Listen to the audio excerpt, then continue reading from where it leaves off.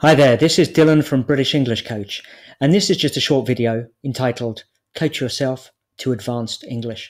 And of course, it's for those of you who maybe you have intermediate level English and you want to make a move to the next level. You want to upgrade your English to advanced.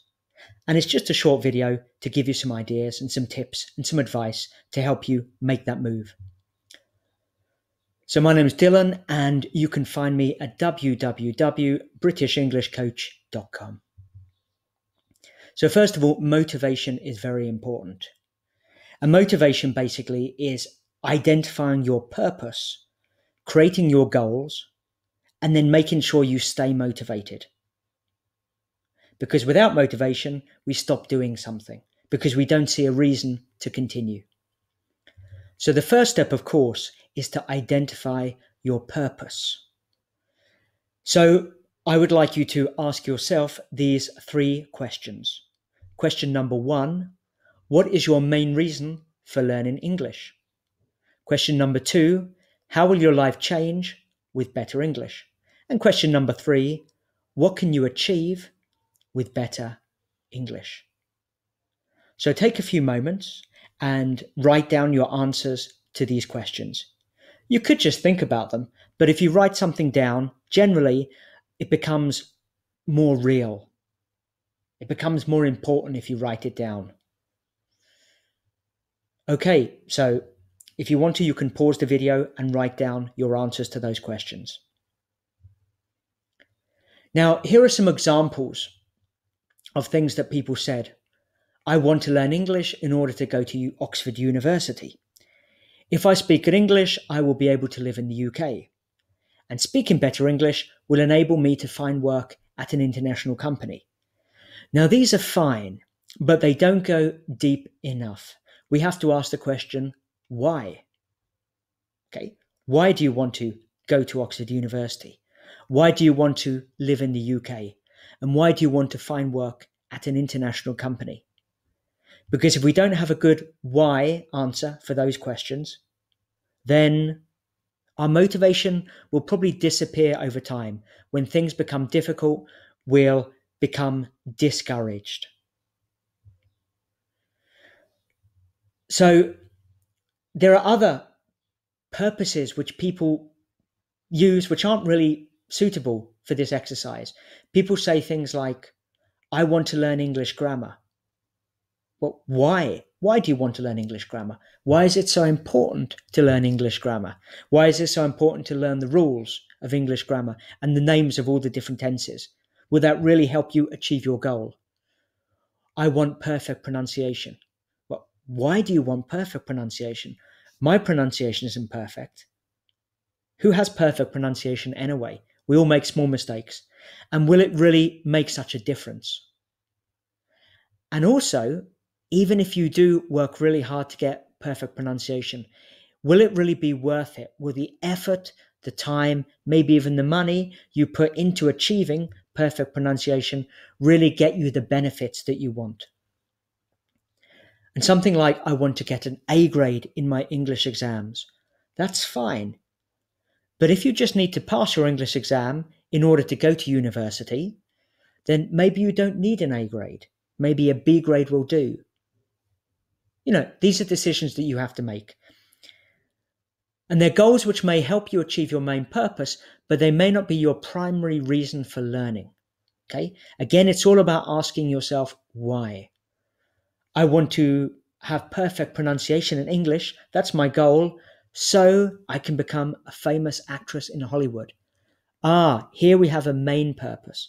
Because in this instance, you need perfect pronunciation or very good pronunciation in order to become a famous actress in Hollywood in the United States.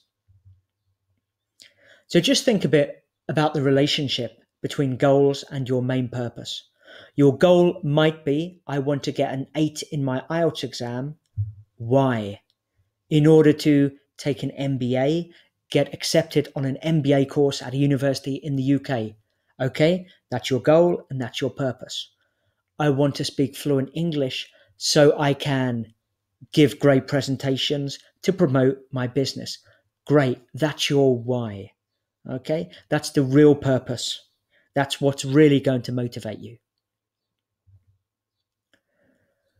Now, with goals, there are different types of goals. There is your long-term goal. I want to be a famous actress. Mid-term goal, I want to improve my pronunciation. And short-term goal, I want to correct some very serious pronunciation errors I have at the moment.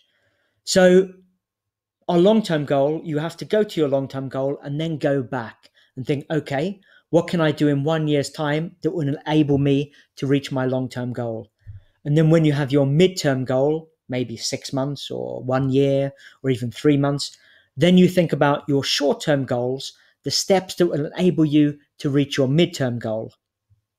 Okay, so it's all about breaking down your goals and making small steps that will take you from where you are now to where you want to be in 1 week, in 1 month, in 3 months, 6 months, 1 year, and maybe 5 years, where finally you can reach your long-term goals. And of course, your long-term goals may actually change at this point. You might reach your midterm goals and think, wow, okay, I've done that. And I really like doing that. I really like working on pronunciation. But I don't want to be a famous actress anymore. But I do want to become a teacher who can help people improve their pronunciation. So who knows? People change in life. Now, with motivation, you've got to start being motivated. And then you've got to keep being motivated. And motivation, it's a bit like a mobile or anything. It's all about energy. So it needs to be recharged. You need to keep that motivational energy topped up all the time. And sometimes you have to let it go down and then you need to recharge it again, which is why sometimes you just need to take a break and stop doing something for a while in order to recharge your motivation.